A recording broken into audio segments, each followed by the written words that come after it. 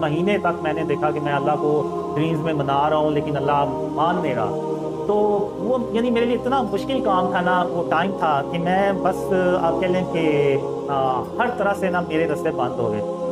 तो अब ये वो वक़्त था कि जब मेरे ज़हन में अल्लाह ने एक बात डाली, और वो फिर मैंने उस पे गौर किया और मैंने कहा कि हाँ, अगर मैं ये काम करूँ तो अल्लाह मेरे लिए ज़रूर रास्ते खोलेगा। और वो ये था कि मैंने कभी ज़िंदगी में ना अल्लाह को रहमान कह के नहीं था बुलाया। तो 2007 में मैंने पहली बार अल्लाह को ना रहमान कह के बुलाया।